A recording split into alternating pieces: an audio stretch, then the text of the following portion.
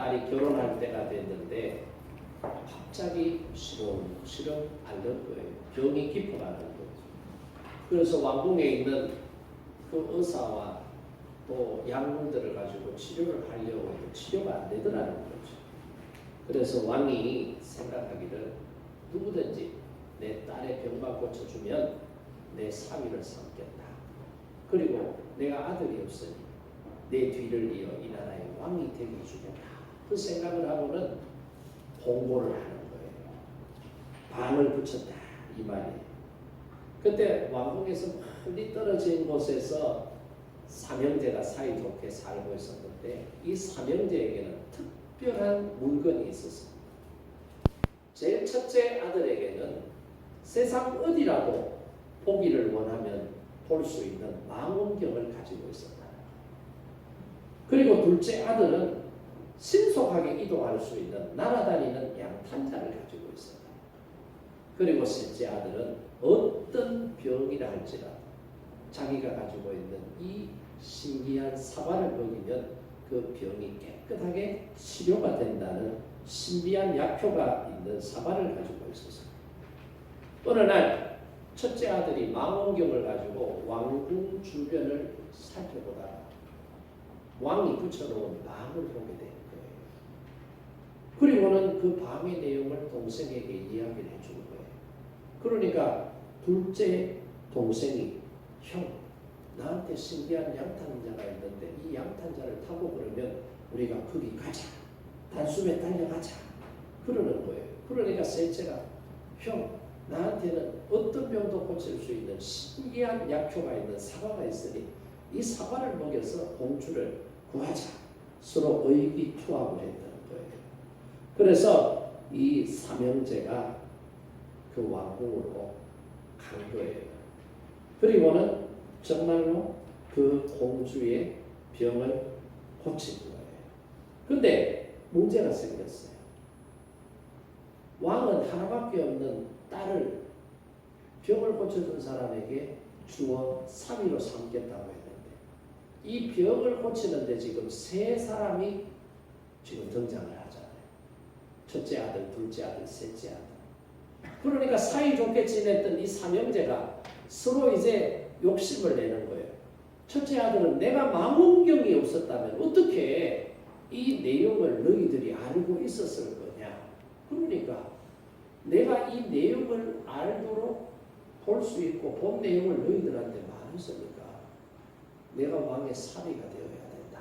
그 주장을 하는 거예요. 그 말을 듣고 있던 둘째 동생이 형 무슨 말을 그렇게 서운하게 형이 봤다 할지라도 내가 날아다니는 양탄자를 타고 빨리 안 왔으면 공주가 죽을 수도 있는데 내가 빨리 왔기 때문에 우리가 빨리 올 수 있도록 내가 그 수단을 제공했기 때문에 공주를 살린 거 아니야. 그러니까 내가 당연히 왕의 사위가 되어야 되지.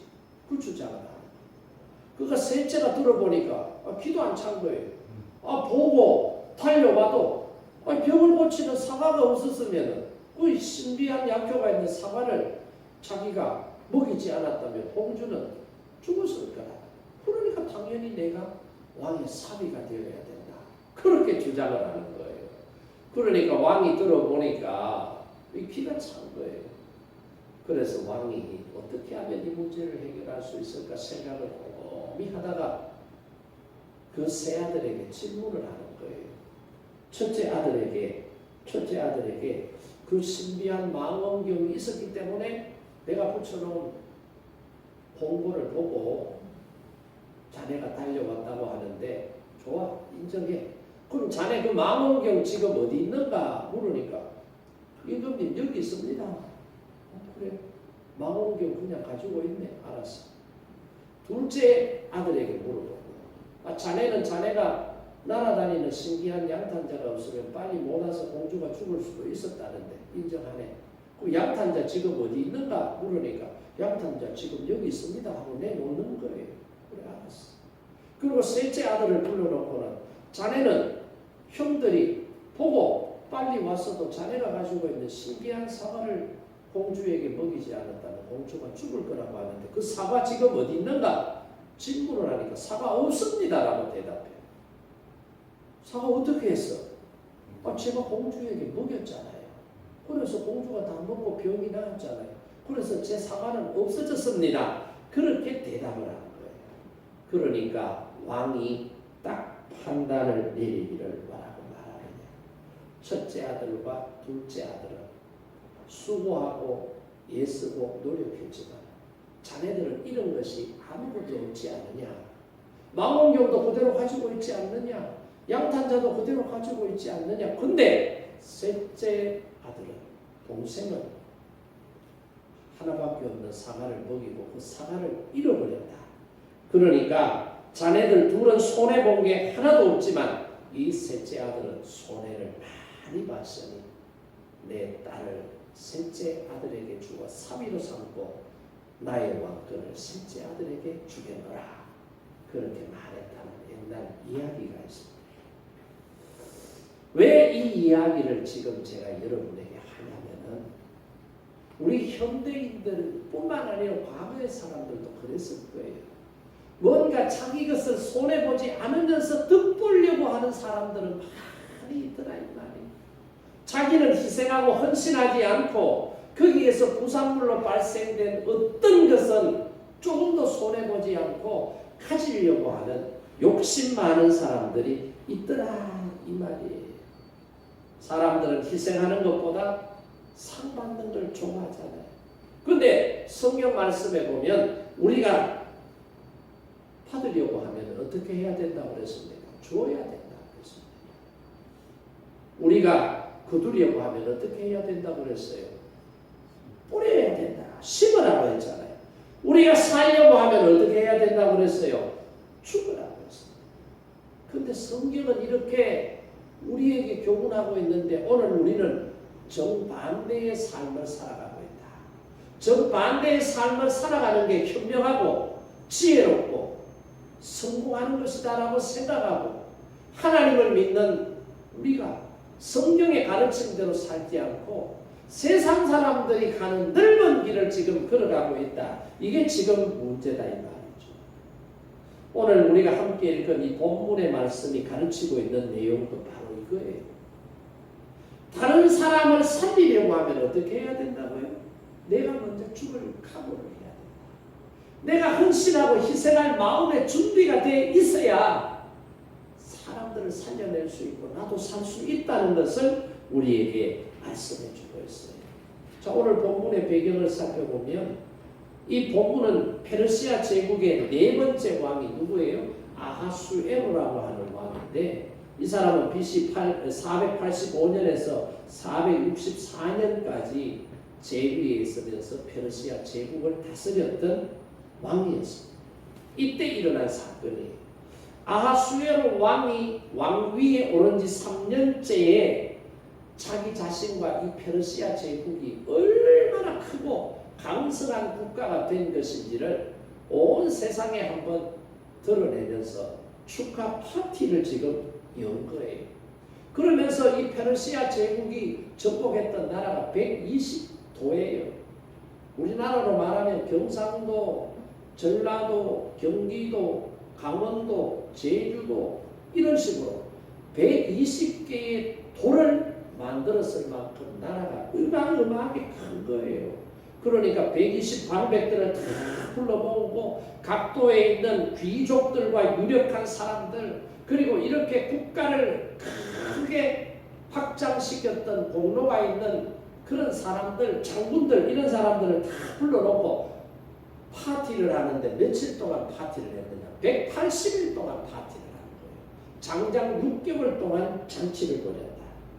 이 잔치 마지막 날에 지금 어떤 사건이 일어났느냐면은 왕이 180일 동안 잔치를 베풀면서 너무너무 기분이 좋은 거예요. 자기의 치적이 이렇게 뛰어나고 온 백성들이 막 자기를 찬양하고 하니까 이 기분이 너무너무 좋은 거예요. 그래서 막 술에 흠뻑 취했던 것 같아요. 그래서 어떻게 해요? 자기가 사랑하는 왕비가 굉장히 아름다운 사람이었나 봐요. 그러니까 요즘으로 말하면 미스토리아, 진, 뭐 이 정도 안 되겠어. 그러니까 자기 아내의 그 아름다운 외모를 120 방백들과 모여있는 모든 사람들에게 한번 자랑하고 싶었던 거예요. 그래서 술이 취해서 그 왕의 왕비였던 와스디를 부르는 거예요. 왕비를 이리 데려오느라 부르는 거예요. 그러니까 왕이 부르면 왕의 기분을 좀 이해했더라면 가기 싫어도 단정하게 차려입고 꾸미고 해서 아마 하지 않았겠어요? 근데 이 왕비가 화가 났던 거예요. 무슨 일로 화가 났는지 모르겠어요. 와스디가 왕이 불렀음에도 불구하고 왕이 부른 자리에 가지 않은 거예요. 그러니까 왕이 얼마나 수치스럽겠어요. 명령을 내렸는데 제국을 건설한 위대한 왕이 지금 왕비를 이 자리에 나오라고 불렀는데 왕비가 그걸 안 따르는 거예요. 얼마나 마음이 상하고 자존심이 상하고 거기 모여있는 사람들에게 쪽팔렸겠어요. 그죠? 그러니까 왕이 열받은 거예요. 그러니까 당장에 와스디 왕위를 폐위시켜버리는 거예요. 와스디 왕비가 폐위되고 왕비의 자리가 비어있을 때에 다시 뽑은 왕비가 누구라는 거예요? 에스더라고 하는 사람. 에스더는 그러면 어떤 사람이냐? 자기 아버지 엄마가 바벨론의 포로로 붙잡혀 갔는데 성경에는 소개가 되고 있지는 않지만은 그 아버지 어머니가 일찍 돌아가신 거예요. 그러니까 어린 나이에 사촌 오빠였던 모르드게 집에서 성장을 하게 되는 거예요. 모르드게의 도움을 받아서 지금 여기까지 왔고요. 와스디 왕비가 폐위되고 난 다음에 새 왕비를 간택한다는 방이 전국에 붙었을 때 거기에 지원하게 되었고 거기에서 왕비로 간택이 되어서 지금 페르시아 제국의 왕비가 된 사람이 에스더라고 하는 사람. 5년의 세월이 흐른 후에 이 하만이라고 하는 사람이 페르시아 제국의 총리가 돼요. 총리가 되니까 얼마나 그 권세가 세겠어요. 120도를 가지고 있는 그 큰 나라의 총리가 됐으니 그 권세는 이 말로 다 할 수 없겠죠. 그러니까 하만이 자기가 총리가 되었을 때 자기 주변에 있는 사람들에게 요구했던 게 뭐냐? 전하는 거예요. 그냥 우리가 전하는 건 뭐가 문제가 있어요? 그죠? 보면은 사람 보면 안녕하십니까? 잘 지내셨습니까? 인사하잖아요. 이런 단순한 절을 모르드게가 거부한 게 아니에요. 모르드게에게 절하지 않는다고 하만이 모르드게를 비롯한 유대인들 당시에 약 60만 명의 사람을 학살하려고 했던 이유는 하만 자기 자신에게 신적인 경외감을 표하라는 거예요. 주석에 보면 그렇게 말해요. 신적인 경외감을 표하라고 하니까 하나님을 믿는 믿음의 사람이었던 모르드게는 거기에 따를 수가 없었던 거예요. 그래서 전하지 않았던 거예요. 그것 때문에 하만이 열받아가지고 어떻게 해요? 왕을 꼬셔서 단 하루에 유대인들을 다 죽이고 유대인들이 가지고 있는 재산을 몰수하자라고 하는 법을 만들게 되고 그 법을 시행하는데 그 법의 시행일자가 지금의 시점으로부터 11개월 후에 이루어지게 된다는 것이 이 에스더서 앞부분에 나오는 오늘 말씀의 배경이 되는 내용이다 이 말이에요. 하만이 왕을 매수하는 과정에 보면은 1만 달란트를 준비해서 왕에게 드렸다고 했거든요. 1만 달란트는 약 340kg인데 이건 요즘은 은의 가치가 없습니다만 과거에는 금에 버금가는 은의 가치가 있었다. 그럼 요즘 돈으로 말하면 어느 한 돈에 지금 금한 돈에 52만 원, 54만 원 뭐 이래 한다면서요. 난 뭐 금이 없으니까 나는 손가락에도 금이 없는 사람. 금이 없으니까 난 몰라요. 근데 한 돈에 52만 원에서 54만 원 이걸 환산해 가지고 340kg으로 여러분 계산하면 이게 어마어마한 돈이 되죠.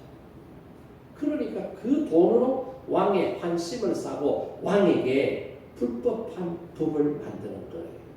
그러니까 왕은 자기 안에 사랑하는 에스더가 유대인이라고 하는 것을 잠깐 생각하지 못했던 것 같아요. 그냥 그 많은 뇌물을 주니까 왕에게 주니까 이렇게 귀한 것을, 이렇게 많은 것을 그래라 아마 이랬던 것 같아요. 그래서 자기 아내가 유대인인 것을 생각하지 못하고 12월 13일 하루 동안에 유대인들을 학살하고 그 사람들이 가지고 있는 모든 재산을 몰수하도록 조서를 내렸다 이 말이에요. 이때가 아하수에르가 통치한 12년 되는 해 정월 13일이에요. 그러니까 페르시아 제국에 있는 모든 유대인들은 정확하게 11개월이 지나면 다 죽임을 당하고 재산을 몰수당할 수밖에 없는 위기 상황에 지금 직면해 있다 이 말이에요. 이 사실을 모르드게가 안 거예요. 그러니까 모르드게와 그 주변에 있는 유대인들에게 이 사실을 알려주니까 유대인들이 어떻게 해요? 옷을 찢고 붉은 베옷으로 갈아입고 죄를 뒤집어 쓰고 하나님 앞에 통곡하면서 지금 기도하는 거예요. 근데 왕궁에 있었던 에스더는 이 상황을 몰랐던 것 같아요. 여러분, 이 궁궐이라는데 어떤 곳이에요? 외부하고 완전히 차단이 돼요. 왕이 국사를 돌보는 그 장소 외에 특히 여인들이 살고 있는 곳에는 완전히 차단되어 있어요. 그러니까 세상에서 무슨 일이 일어나는지 잘 모르겠지. 바깥에는 지금 유대인들에게 이런 위기가 닥쳤다는 것을 알고 유대인들이 지금 통곡을 하고 있는데 왕궁에 살고 있었던 에스더는 이 사실을 정확하게 모르고 있었던 거예요. 그래서 어떻게 해요? 모르드게는 하닥이라고 하는 내시를 통해서 이 왕비인 에스더에게 지금 일어날 일에 대해서 자세하게 글을 써서 그 초본을 보내는 거예요. 그리고는 유대 민족이 말살되지 않도록 왕비인 당신이 왕에게 도움을 요청해달라 이렇게 부탁을 합니다. 그런데 에스더가 이 모르드게의 조서, 이 부탁에 대해서 어떻게 반응을 하느냐? 여러분들이 잘 알고 계시는 것처럼 왕이 부르지도 않았는데 왕 앞에 나가면 이 나라의 법도는 죽는 것입니다. 와스디 왕비는 불렀을 때 안 나가서 폐위되었고 이 나라의 법은 왕이 부르지도 않은데 왕비가 왕이 있는 곳으로 찾아가게 되면 그때 왕이 금주를 들지 않으면 내밀지 않으면 죽을 수밖에 없는 나라가 이 나라인데 왕이 나를 부르지도 않았는데 이 조서를 가지고 유대인들을 구원해달라고 내가 갔을 때 왕이 금주를 내밀지 않으면 나는 죽임을 당하고 당신들이 원하는 목적도 이루지 못하게 됩니다. 그렇게 사실 그대로의 이야기를 딱 하게 되는 거예요. 그러면서 뭐라고 그래요? 왕이 지금은 나에 대한 사랑이 식었습니다. 내가 지금 왕의 얼굴을 본 지가 30일이 지났습니다. 그러니 왕이 나에 대한 사랑이 예전 같지 않은데 내 마음대로 왕 앞에 가면 적당날 수 있으니 이 부탁은 간곡하고 긴급하지만 내가 들어드릴 수가 없습니다. 그렇게 이야기를 하잖아요. 이 에스더의 메시지를 내시 하닥을 통해서 모르드게가 다시 받게 됩니다. 그리고 다시 모르드게가 에스더에게 하닥을 통해서 문서를 보내게 됩니다. 그게 어디 나와요? 13절 14절에 나오는 말씀이에요. 13절 14절 말씀 보세요. 모르드게가 그를 시켜 에스더에게 회답하되 너는 왕궁에 있으니 모든 유다인 중에 홀로 목숨을 건지리라 생각하지 마라.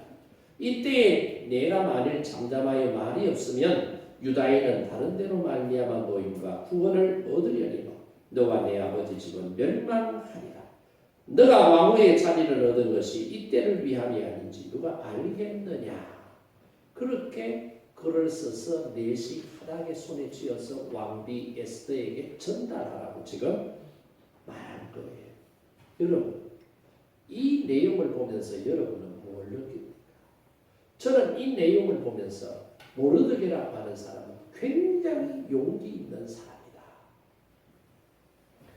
에스더는 과거에 자기 손으로 키운 조카였는데 지금은 조카이지만 왕비가 됐어요.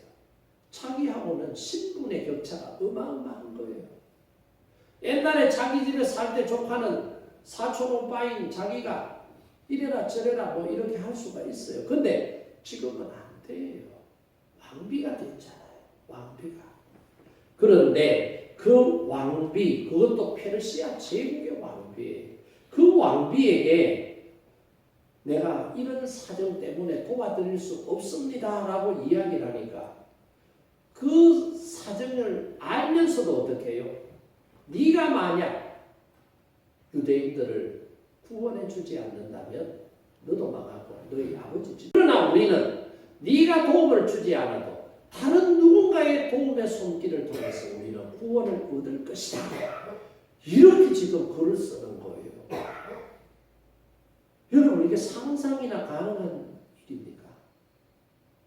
우리나라의 구조로 말하면 대통령 부인한테 지금 여러분이 글을 쓰는데 안 도와주면 너는 망하고 안 도와주면 너 아닌 다른 사람을 통해서 우리는 도움을 받아서 문제가 해결될 거야. 이런 식으로 지금 글을 썼다는 거 아니에요. 이거는 협박도 아니고 뭐지. 그러니까 이 모르드게의 모습을 통해서 저는 생각하기를 이 사람은 굉장한 용기가 있는 사람이구나. 지금 이 정도 되면 이 사실을 먼저 알았다면 자기 혼자 살기 위해서 가족들 떼고 공무리를 뺄 수 있는 상황이에요. 그런데 보세요. 자기 혼자 살려고 생각하지 않고 동족 함께 포로로 붙잡혀 와서 이 페르시아 제국에서 살고 있는 60만 명에 이르는 동족들을 구원해야 된다는 그런 사명감이 있었던 것 같아요. 그리고 하나님께서 이 문제를 쥐고 계시기 때문에 하나님의 도움을 바라면서 용기를 내고 있는 것 같아요. 그러니까 모르드게를 통해서 우리가 얻어야 될 교훈은 뭐냐? 용기가 있어야 됩니다. 불의한 일 앞에 부딪혀 섰을 때 우리는 어떻게 해야 된다고? 불의와 맞서서 싸워 이길 수 있어야 된다. 불의인 줄 알면서도 불의를 외면해서는 안 된다 이 말이에요. 모르드게는 지금 그 용기를 가진 사람이었다 이 말이에요. 그런 용기가 있었기 때문에 왕비한테 이런 협박성이 담긴 다분히 협박성이 담겨있는 이런 내용의 글을 써서 왕비한테 전달할 수 있었지 않았겠어요? 우리 한국 교회는요, 나라와 국민을 위해서 엄청나게 헌신했던 집단이에요. 일제강점기 때 보세요. 독립운동하는 독립투사들 보세요. 나라가 재건되는 과정 속에서 기독교인들이 했던 역할들을 보세요. 6.25 전쟁을 거치고 현대화하는 과정 속에서 이 한국 교회와 한국 교회 교인들이 얼마나 많은 예국 운동과 예조 활동을 했느냐. 근데 이게 지금 어느 시점에서부터 이게 좌판이 우판이라고 하는 정치적 이념 논쟁에 교회가 휘말리면서 교회 안에도 정말로 나라를 위하고 헌신하고 위기 상황에 부딪혔을 때 용기를 내고 모르드게처럼 말할 수 있는 사람들이 지금 몇이나 되나요? 모르드게처럼 자기를 희생하면서 나라를 위하고 국민을 위하여 헌신하고자 하는 사람들이 과연 몇 명이나 되나요? 지난 12월 3일 날 예기치 못했던 비상계엄령이 선포가 되었습니다. 계엄령이 선포되고 계엄령이 해제되는 과정에서 대통령이 담화한 내용에 보면은 단순히 국회의원들이 특히 저 야당이 192석에 이르는 엄청난 수를 가지고 국정을 마비시키고 발목 잡는다 그렇게 설명을 했어요. 그래서 열받아가지고 국회의원들 집 좀 드리려고 그렇게 했다. 그렇게 이해가 됐어요. 어떤 사람은 이걸 이해할 거예요. 어떤 사람은 이걸 이해를 못할 거예요. 그런데 보세요. 로스쿨의 교수들, 헌법학자들, 변호사들, 법과 관계되어 있는 사람들이 일관되게 지금 하는 이야기가 뭐예요? 그리고 국회의 국방이라든지 해관이라든지 이런 데서 당사자들을 불러서 조사를 해보니까 이제 내 살 길 찾아야 되겠다 싶어서 지금 이제 각자가 들었던 이야기들, 자기한테 유리한 이야기들 막 쏟아내잖아요. 보세요. 굉장히 준비가 오랜 기간 전에 준비가 되고 이렇게 됐다. 그랬을 때, 계엄이 선포됐을 때 군인들이 완전 무장을 하고 280명이 국회로 들어가고 200또 몇십 명이 또 중앙선관위로 가고 또 다른 곳에 또 있고 이럴 때에 그걸 누가 막았었어요? 국민들이 막았습니다. 국회 앞에 군인들이 진입하는 것을 저지하고 국회의원들이 국회로 들어갈 수 있도록 길을 여는데 누가 앞장섰느냐? 국민들이. 용기 있는 국민들, 용기 있는 시민들이 더 이상으로 어떻게 일이 발전될지도 모르는 그런 사태를 저는 막았다고 생각해요. 그래서 정말로 용기 있는 사람은 대한민국의 국민들이다. 우리는 그 현장에 있지는 못했지만 저는 그날 밤새도록 그거 YTN 뉴스를 보고 큰일 났다. 제가 초등학교 6학년 때 계엄령이 선포되는 걸 저는 경험했거든요. 끔찍한 유혈 사태가 만약에 저거 진압하면서 군인들 중에 시민들이 흥분을 해가지고 군인들을 뭐 밀친다든지 넘어뜨리다든지 무기를 뺏는다든지 이런 과정이 발생이 돼서 군인들 중에 누구 하나라도 총기를 발사해가지고 누군가 다치거나 죽었다 그러면 이거는 걷잡을 수 없이 지금 나라가 혼돈에 빠질 수 있는 거예요. 근데 보세요. 그 의식 있는 시민들이 보세요. 흥분할 수밖에 없는 상황 속에서도 냉정을 찾고 그 군인들을 설득하고 또 이해하고 서로가 조심하고 군인들도 보세요. 정당한 계엄이 아니다 싶으니까 군인들도 보세요. 그 707 특임사에서 파견된 우리나라 최정예 부대 요원들인데 얼마나 엉성합니까? 가다가 무전기 떨자버리고 가다가 자빠져 버리고. 이게 국민의 용기라고 저는 생각해요. 모르드게라고 하는 사람이 이런 용기를 가졌기 때문에 60만 명이 지금 몰살당할 수 있는 위기 상황 속에서 백성을 구할 수 있었다. 저는 지금이라도 우리 한국 교회가, 우리 교회의 교인들이 불의한 일 앞에서는 용기를 내고 바르지 못한 일을 할 때는 바르지 못한다고 목소리를 낼 수 있어야 된다. 이게 저는 하나님의 정의고 하나님의 공의고 하나님의 뜻이라고 생각합니다. 용기가 있어요. 미국 여성 최초의 노벨 문학상 수상자였던 펄벅이라고 하는 사람은 어릴 때 선교사였던 자기 아버지를 따라서 중국으로 갔어요.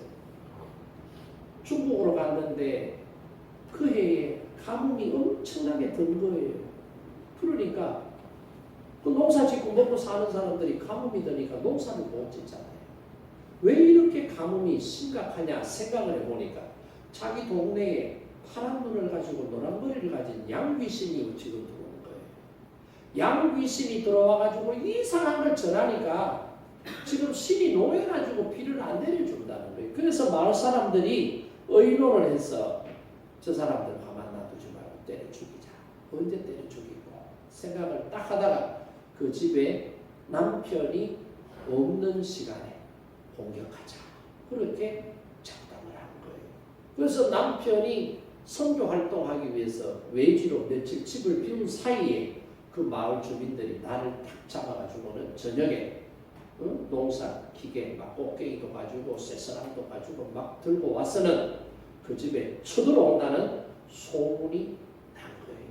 그러니까 그 집에서 같이 일을 돕던 중국인 가정부가 그 소문을 듣고는 이 펄벅의 어머니에게 이야기를 다 하는 거예요.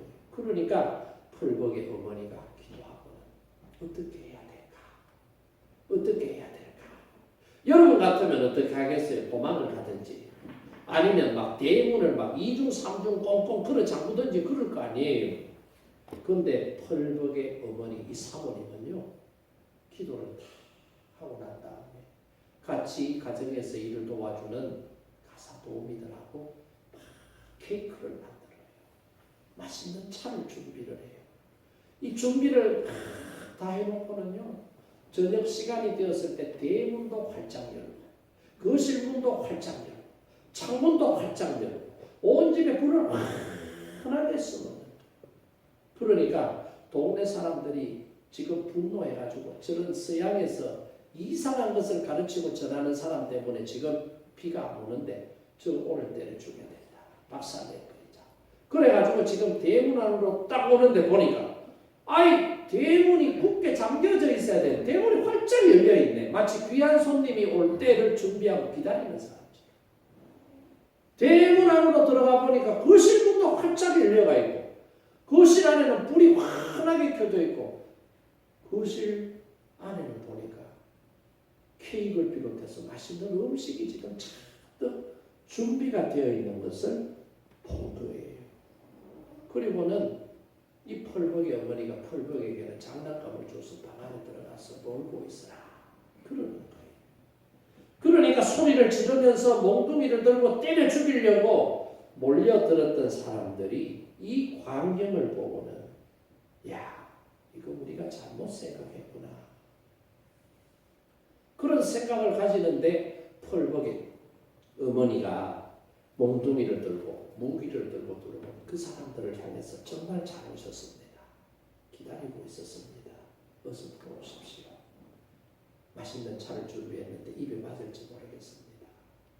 과자도 준비했는데 입에 맞을지 모르겠습니다. 마음껏 드시라는 거예요. 이렇게 정중하게 인사하고 안내를 하니까 몽둥이를 들고 들어왔던 사람들이 어리둥절한 거예요. 야, 이거 지금 뭐지? 이게 지금 무슨 시츄에이션이야? 그런 생각을 하는 거예요. 그러면서 방에는 보니까 아이가 천진만만하게 장난감을 가지고 놀고 있는 평화로운 모습을 다 보는 거예요. 그 모습을 보고는 야, 우리가 오해했구나. 그 서양 귀신이 아니다. 귀신은 나쁘지도 않은데 이럴 수가 있나? 그 생각을 하고는 차를 대접받고 케이크를 대접받고 거기 앉아있다가 집으로 나가는 거예요. 집으로 나갈 때에 신기하게도 비가 막 쏟아지는 거예요.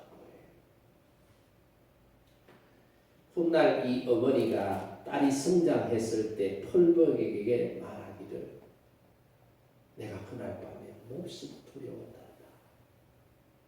죽음을 눈앞에 두고 있는 인간인 내가 어떻게 두려워하지 않을 수가 있겠어. 나도 두려웠단다. 도망칠 곳이 없었단다. 막다른 골목에 내가 서 있다는 것을 내가 알고 있었지. 막다른 골목에 서 있을 때 비로소 내게 용기가 생기더라. 그 이야기를 하더라는 거예요. 막다른 골목에 서니까 용기가 생기더라. 오늘 모르드게도 보세요. 막다른 골목 아니에요.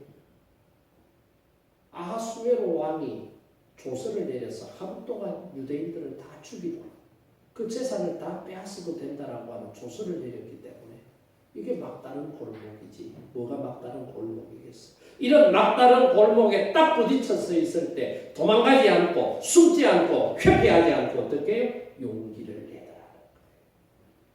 오늘 우리가 사는 시대가 굉장히 힘들고 불안합니다. 지금 어제 발표한 내용을 가지고 국회에서는 또 통과시키지 않고 이렇고 저렇고 했다고 그러잖아요.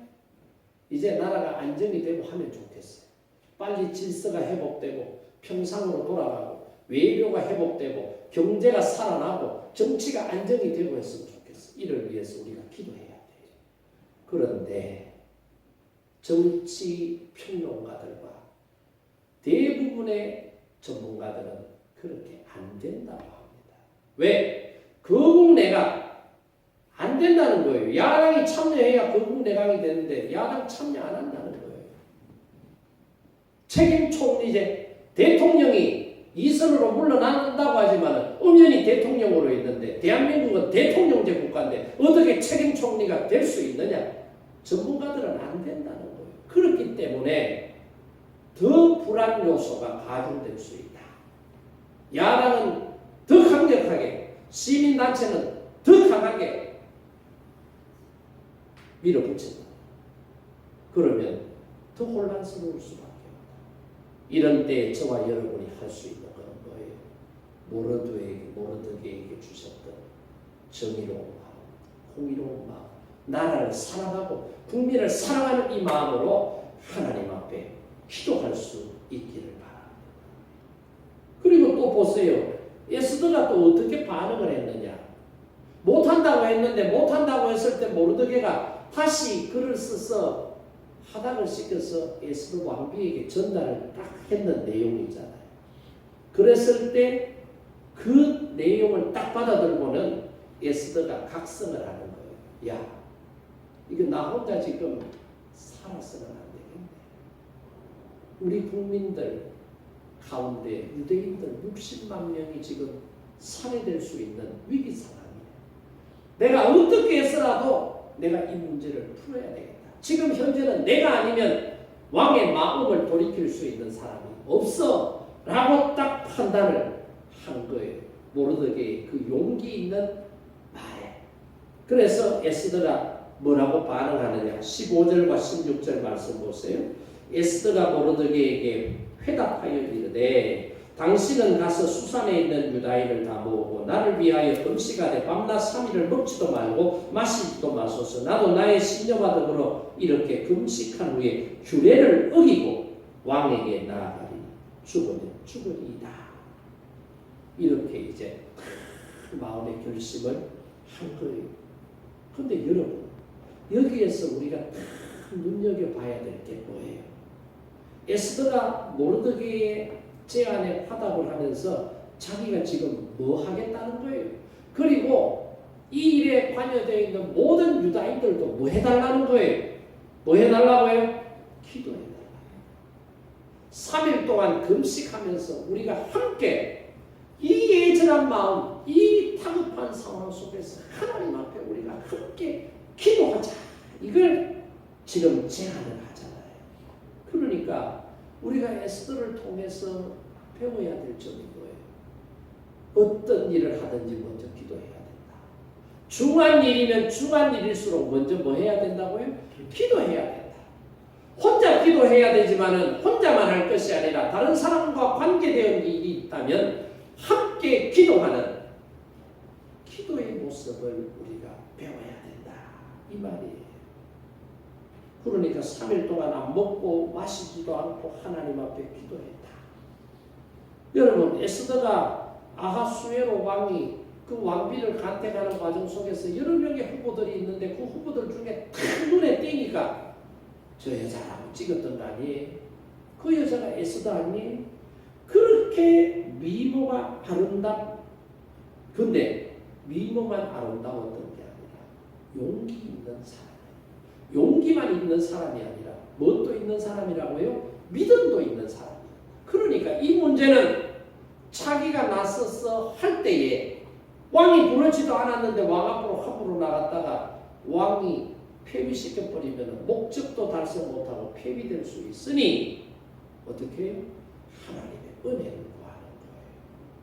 나는 할 수 없지만 내게 능력 주시는 자 안에서 내가 할 수 있사오니 하나님 은혜를 베풀어 주소서. 그런 믿음의 마음으로 하나님 앞에 기도하며 나가다. 이 말이에요.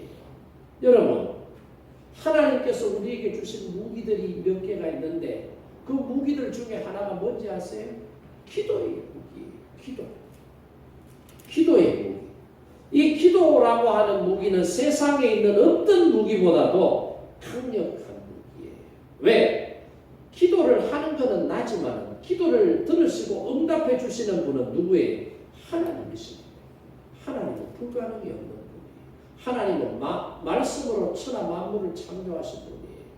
못하실 게 뭐가 있어요? 그 전능하신 하나님께 기도하며 나아갈 때에 기도의 능력은 무한정이에요. 그래서 에레미야 33장 2절과 3절에 뭐라고 그랬어요? 일을 행하시는 여호와 그것을 만들며 성취하시는 여호와 그의 이름을 여호와라 하는 이가 이와 같이 이르시되 너는 내게 부르짖으라 내가 너에게 응답하겠고 너가 알지 못하는 크고 은밀한 일은 너에게 보이리라. 할렐루야. 기도하면 이런 은혜와 능력을 체험하게 하시겠다. 우리가 기도하면 역사하시는 분이 누구라는 거예요?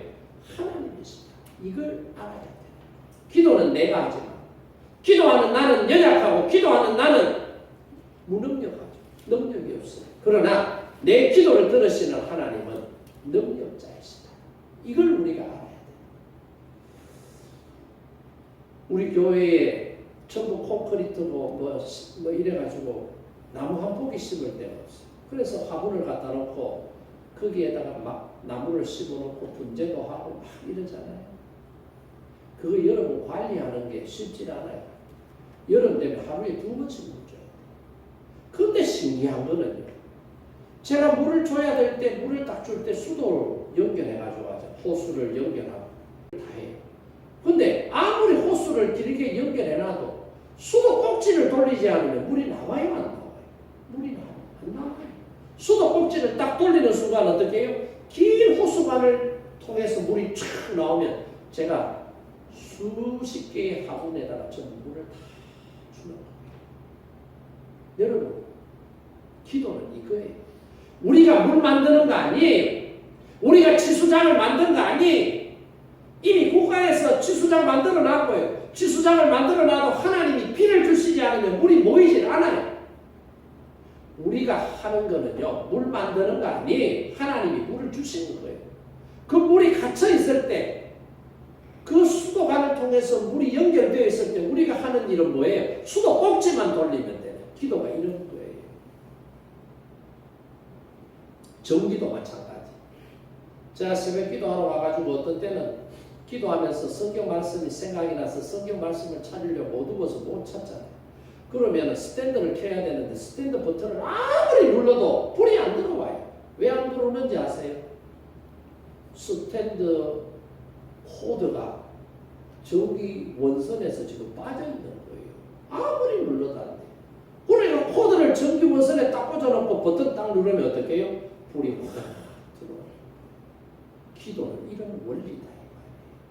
전기선이 전봇대가 아무리 많이 만들어져 있어도 여러분 집에 전선이 아무리 많이 연결이 되어 있고 코드가 아무리 많아도 거기에 꽂지 않으면은 여러분들이 물도 못 끓이고요. 불도 못 켜고요. 다림이도 다림질 못하고 아무것도 못하고 뭐 할 때 가능하다는 거예요? 전기 원선에 코드를 연결할 때 전기가 연결될 때에 필요한 목적들을 이룰 수 있다. 그래서 기도는 바로 이런 거다. 그러니까 우리가 수도 꼭지를 틀면 물이 쏟아져 나오고 전기 스위치를 넣으면 전기가 들어오는 것처럼 우리가 기도하면 하나님의 역사가 일어날 줄로 믿습니다. 나라가 지금 힘들잖아요. 이럴 때 그러면 우리가 뭐 해야 돼요? 여러분의 삶이 힘들잖아요. 이럴 때 그러면 여러분이 뭐 해야 돼요? 기도하면 돼요. 기도 안 하니까 안 돼요. 오늘 이 말씀을 통해서 저와 여러분은 어떤 일을 하든지 에스더처럼 먼저 하나님 앞에 기도할 수 있게 기도하고 나가면 하나님께서 역사하시더라. 자, 그리고 다시 14절 말씀으로 돌아가서 14절 말씀을 한번 더 보겠습니다. 14절입니다. 이때에 내가 만일 잠잠하여 말이 없으면 유다인은 다른 데로 말미암아 노임과 구원을 얻으려니와 너와 내 아버지 집은 멸망하리라. 내가 왕의 자리를 얻은 것이 이때를 위함이 아닌지 누가 알겠느냐. 지금 모르드게가 에스더에게 지금 던진 말입니다. 네가 왕비가 된 것은 지금 이때를 위해서 하나님께서 너를 왕비의 자리에 앉혀 놓으셨다. 너 그거 알아야 된다. 그 이야기다. 그러니까 여러분, 왕비의 자리를 이때를 위하여 에스더를 앉혀 놨다면 지금 여러분을 하나님께서 부르셨는데 부르신 하나님께서 여러분을 부르신 이유가 뭐예요? 이때를 위하여 불러주신 줄로 믿습니다. 전업주부, 가정에서 가사일을 돌보고 자녀들을 양육하고 남편을 내조하고 집안일을 돌보는 전업주부도 이 때를 위하여 하나님께서 결혼하게 하시고 가정을 세우시고 자녀를 주시는 거예요. 직장생활하는 직장인들, 이 때를 위하여 하나님께서 직장의 직원이 되게 하신 거예요. 개인 사업을 하시는 사업자들, 하나님께서 이 때를 위하여 여러분들에게 개인 사업의 오너가 되게 하신 줄로 믿으시기 바랍니다. 이게 뭐예요? 하나님께서 우리 한 사람 한 사람을 이 세상에 보내실 때는 목적이 있다 이 말이에요. 목적 없이 우리를 보내신 분이 아니다 이 말이에요. 에스더를 왕비로 세우신 목적이 뭐예요? 지금 이 유다인들이 멸절당할 상황에 있는데 이 상황에서부터 유다인들에게 도움을 줄 수 있도록 너를 왕비로 세워주셨다. 그것을 인식하고 너 자각해야 된다. 그걸 말씀해 주고 있잖아요. 우리가 오늘 우리의 삶의 자리에서 살아가는 것도 우연히 이렇게 된 게 아니라 하나님의 계획하신 하나님의 목적 가운데 우리가 서 있다라고 하는 사실을 분명하게 깨달아야 되는 거예요. 우리 중에 필요 없는 사람 한 사람도 없어요. 우리 중에 하나님이 실수해서 이 땅에 태어나도록 한 사람 한 사람도 없습니다.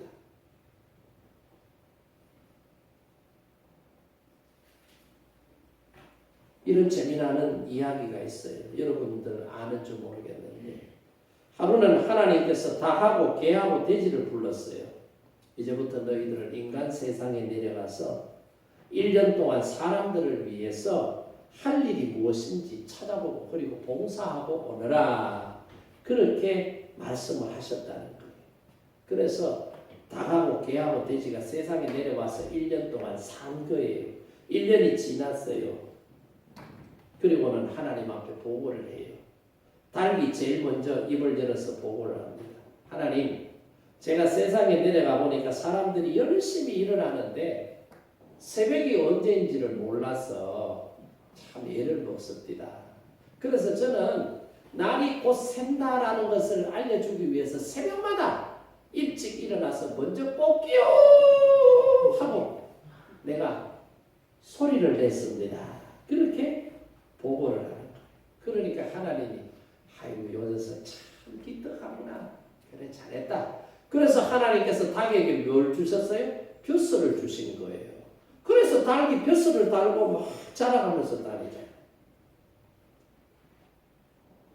두 번째는 개가 하나님 앞에 보고합니다. 1년 동안 뭐 했느냐. 하나님, 제가 세상에 내려가 살다 보니까 도둑놈들이 얼마나 많은지. 남의 것을 훔치고 도둑질하고 나쁜 놈들. 그래서 제가 1년 동안 있는 세상에서 도둑놈, 나쁜 놈들이 오면 주인한테 막 멈치져가지고 도둑놈이 온다는 것을 알려줬고 도둑놈 못 오도록 내가 방지를 하는 일을 했습니다. 그러니까 하나님께서 들으시면 야, 참 기특하다. 옛날에 개는 다리가 3개밖에 없었대. 그래서 하나님께서 그래 잘했다. 내가 다리 하나 더 줄게. 다리를 한 개 더 줘서 4발 짐승이 됐다는 거예요. 그래서 여러분 쑥개들 오줌 눌 때 보면 뭐 합니까? 한쪽 다리 버들 들고 오죠. 왜? 하나님이 주신 귀한 다리니까 내가 아껴 써야지. 마지막에 돼지 보고를 하는 거예요. 돼지야, 너는 1년 동안 세상에 가서 뭐 하다 왔니? 아이고 하나님, 저는 세상에 내려가 보니까 할 일이 없었어요. 할 일이 없으니까 그냥 막 먹고 놀다 왔어요. 그러다 보니 살이 이래졌네. 그러니까 하나님께서 돼지가 보고하는 그 말을 듣고 하나님 화가 났어요. 여봐라! 기 아무도 없느냐? 저 돼지의 주둥이를 잘라버려라! 그러는 거예요. 그래서 천사가 돼지 주둥이를 확 잘라버리니까 코하고 주디하고 붙어가지고 밥 먹을 때마다 시끄러워하고 있잖아요. 지금도 돼지가. 누가 만들어낸 이야기예요. 여러분, 세상에 하나님께서 보내신 모든 사람들은 목적이 있어서 이 땅에 보냈어요. 그렇지? 닭은 그걸 알고 새벽을 알리는 복기요. 개는 그걸 알고 도둑놈이 올 때 멍멍멍. 그런데 돼지는 하나님께서 보내셨는데 자기의 사명, 목적이 뭔지를 찾아야 되는데 할 일 없다고 먹고 자고 놀다 보니 살만 뒤룩뒤룩 쪘다고 보고하니까 주둥이 날아가 버렸다. 하나님께서 저와 여러분을 이 세상에 보내신 목적이 있다. 이걸 꼭 기억하시고, 내가 가정을 위해서, 내가 우리 직장을 위해서, 내가 우리 공동체를 위해서, 내가 우리 사회와 나라를 위해서 내가 무엇을 해야 될까? 무엇을 할 때에 하나님이 기뻐하실까? 내가 이때를 위하여 하나님께서 나를 이 세상에 보내셨다는 것을 에스더가 깨달았던 것처럼 우리도 깨닫고, 나를 왜 보내셨는지 우리 삶의 자리에서 발견하고, 그래서 하나님께서 보내신 목적을 쫓아 살아가는 저와 여러분의 삶이 되기를 주님의 이름으로 축복합니다. 우리 오늘 주신 말씀을 생각하며 함께 자리에서 일어나 결단 기도하실 때, 하나님, 내가 왜